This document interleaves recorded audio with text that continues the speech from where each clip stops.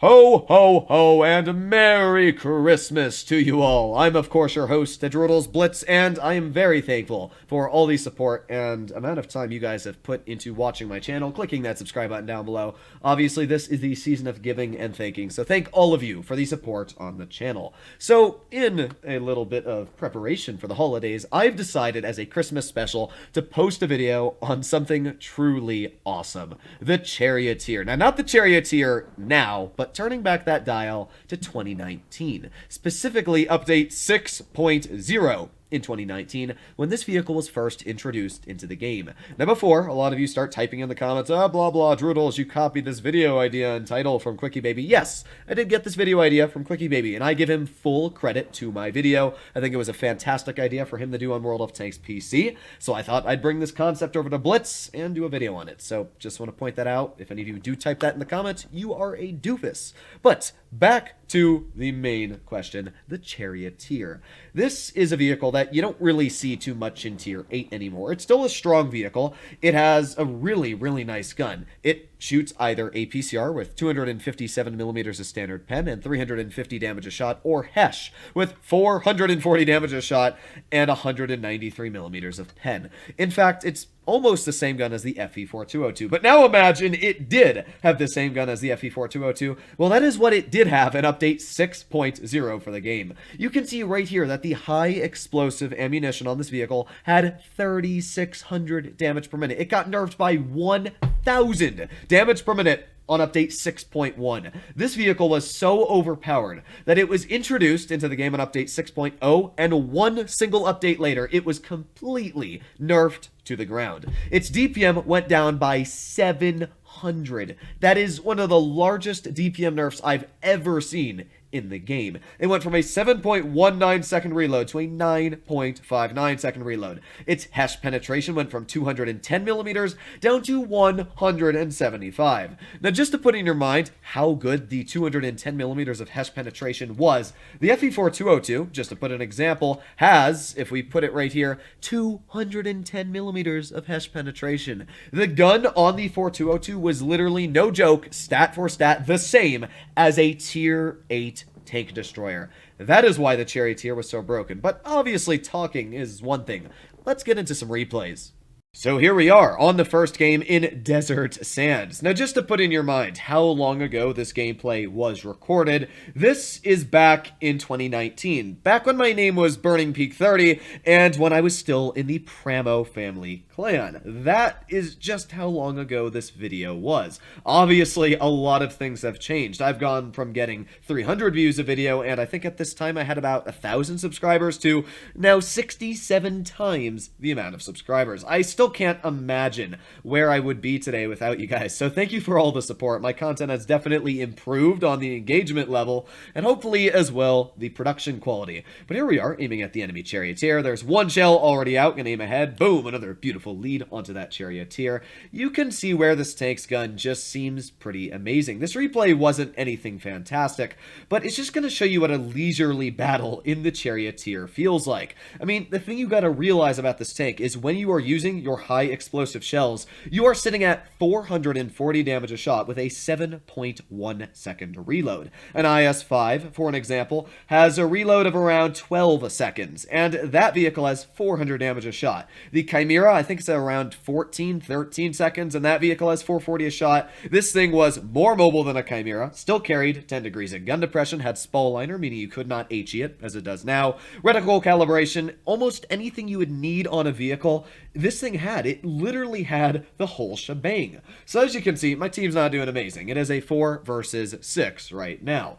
And I'm, again, just going to go right over to the same exact position and try and get some shells into the enemy opponent. So I'm going to slowly poke over the rails. Obviously, because I am a tank destroyer, I have very nice camouflage going for me. And boom, beautiful shell into the side of that Indian, taking off a quarter of that guy's health. Already, we have another shell locked and loaded into our vehicle, ready to rumble. I mean, just the fact that this thing reloads so quick quickly is insane. Although the enemy Charioteer did get a pretty big slap into me. I was trying to think, okay, what do I want to do on this exact moment? With my reticle calibration clicked on, my gun has almost zero dispersion, and at this moment, obviously, I was thinking, okay, I need to clear this Charioteer. It is by far the deadliest opponent on the enemy team. As I said before, this tank had 3,700 damage per minute. If it was using its Hesh shells, 3,700. I mean, that is one of the craziest, most bonkers, ridiculous values you can ever think of. 3,700 is ridiculous for tier 10.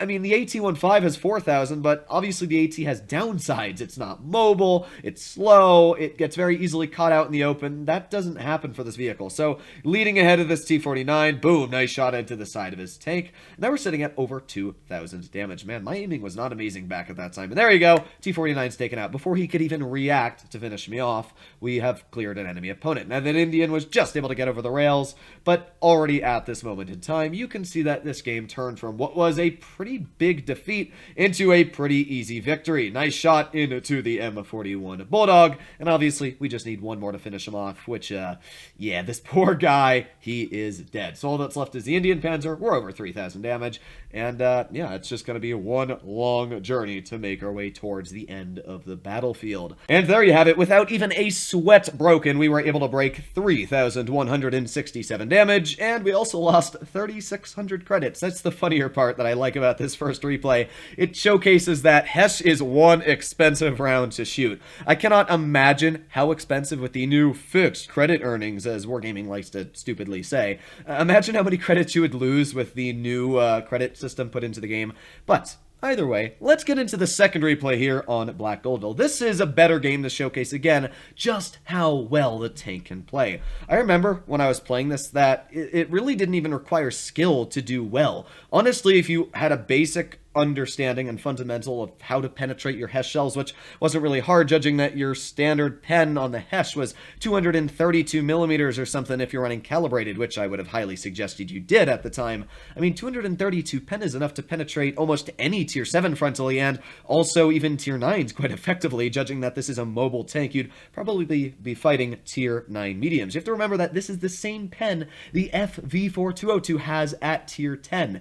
It's just ridiculous. So there we go, one shot flush into the Jagdpanther 2's front, and that's half of his health gone because of a fire. Another thing about Hesh is that it does more module damage because it is a high explosive ammunition, so yeah, that also, that's another big banger there. More chance of ammo racks, more chance of fires, and ruining people's days just that tad bit more. And if you're wondering why this replay seems a bit desynced, it seems that at the time of recording it, Wargaming had a bit of issues with the server side, so yeah, obviously some of these shots are going to look a bit wonky, but just imagine that the shots that you see that are like weird actually were aimed perfectly on the enemy hulls. So here we go, we got the Jagdpanther, and boom, 2 shots, 2 fires, and that is a full health tank dead with 2 shells. That is actually ridiculous. And because I have my reticle calibration on, no need to aim, you just snap the shell right into the 34-2, my SP1C finishes him off, and there you go, that's one enemy tank already dead. We have the AMX AC over here, and you can see again that aiming time is just stupid. So AMX AC gets shot for like 300 and something, bit of a low roll, but who cares? Guy's dead anyway for my second shell, and we've just bumped ourselves up to 2,400 damage.